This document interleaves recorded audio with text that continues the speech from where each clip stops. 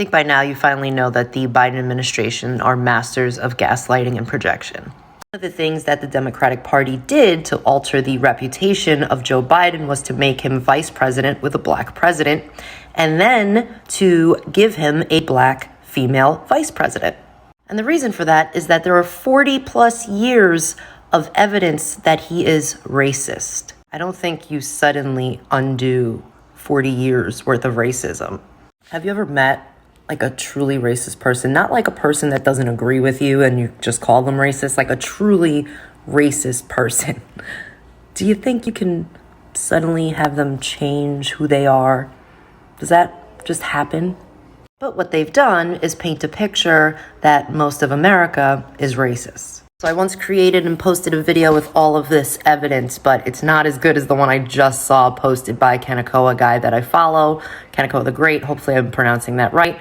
I want you guys to see it. It's a little long, but worth the watch. Take a look.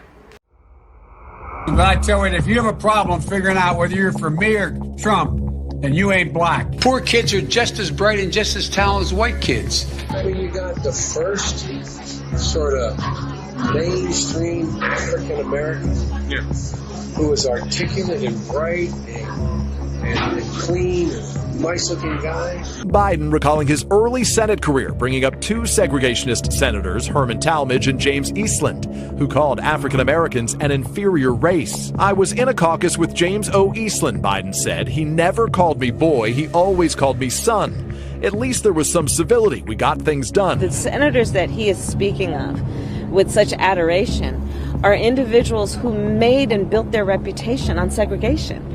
The Ku Klux Klan celebrated the election of one of them. Using the word boy in the way he did can cause hurt and pain, and we need a presidential nominee and the leader of our party to be sensitive to that. My Democratic colleagues don't like me saying this. I think the two-party system is good for the South and good for the Negro, good for the black.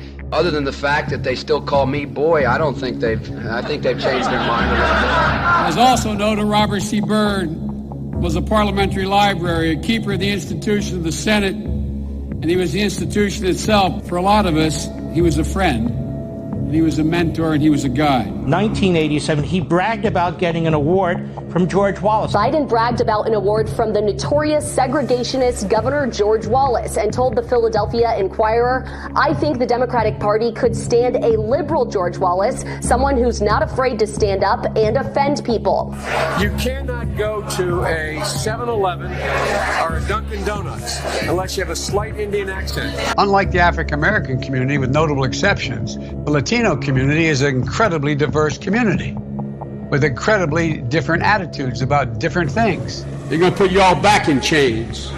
Biden was remarking to an audience in South Virginia that included hundreds of black voters. If Haiti just quietly sunk into the Caribbean or rose up 300 feet, it wouldn't matter a whole lot. The reason I was able to stay sequestered in my home is because some black woman was able to stack the grocery shelf.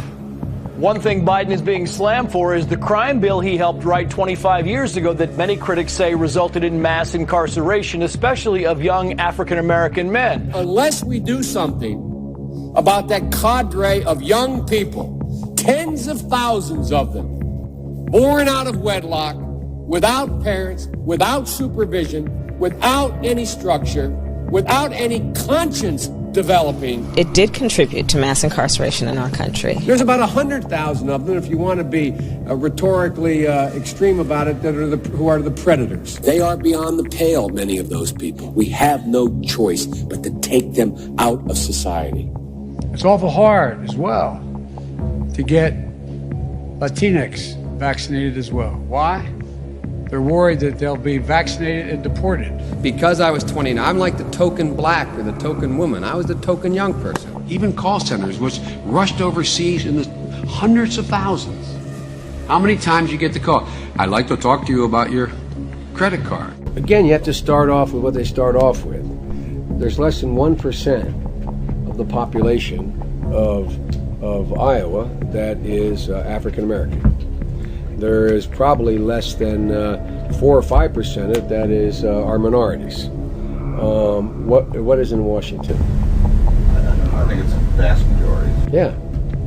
So look, It goes back to what you start off with, what you're dealing with. If you were, the emperor right now, you're running the show, what are the things that you would do? Lee Kuan Yew, who most foreign policy experts around the world say is the wisest man in the Orient. Hunter once refused a date because of his own Asian hate. In the 2019 exchange, his cousin Carolyn offers to set him up with one of her friends, to which Hunter replied, "No yellow." But there's one more band member that I want you to meet. Ladies and gentlemen, our vocalist tonight, Michael Jackson. Michael, would you please stand?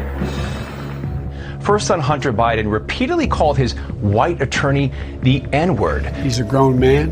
He is the smartest man I know. Hunter Biden reportedly wrote to his attorney, quote, "How much money do I owe you because, N-word, you better not be charging me Hennessy rates." In another message, Biden began a text to his attorney with OMG, N-word. And Biden responded at one point with, "True that, N-word." He lied to voters, according to the New York Times, quoting aides of Biden's, about having marched in the civil rights movement. And I got involved in the civil rights movement just as a kid. I came out of the civil rights movement. I was one of those guys that sat in and marched and all that stuff. And the New York Times reports, quote, "More than once, advisors had gently reminded Mr. Biden of the problem with this formulation.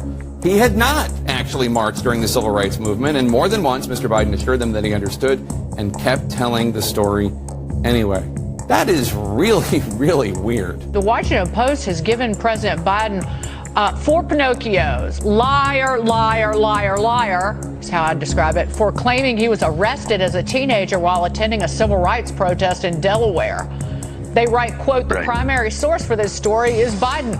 We've learned over the years that he's not always a reliable source." One chapter receiving fresh scrutiny comes from his earliest years in the Senate, when he strongly opposed mandatory school busing. It was designed to achieve integration and a more equitable education. What's less known is how he followed the lead of some of the Senate's most fervent segregationists. Working with segregationists on an anti-busing agenda is very scary. 1977, Biden worried that his children would grow up in a, quote, racial, his words, jungle if integration is not done in a, quote, orderly way, whatever that means. On March 25th, 1977, Biden wrote, "My bill strikes at the heart of the injustice of court-ordered busing. It prohibits the federal courts from disrupting our educational system." Biden sought and received support from Mississippi Senator James Eastland, the Democratic chairman of the Judiciary Committee, and a leading symbol of Southern resistance to desegregation. I think the concept of busing, which implicit in that concept is the question you just asked, or the statement within the question you just asked, that we are going to integrate people so that they all have the same access and they learn to grow up with one another and all the rest, is a rejection of the whole movement of black pride, is a rejection of the entire black awareness concept, where black is beautiful, black culture should be studied, and a cultural awareness of the importance of their own identity, their own individuality. And I think that's a healthy, solid proposal.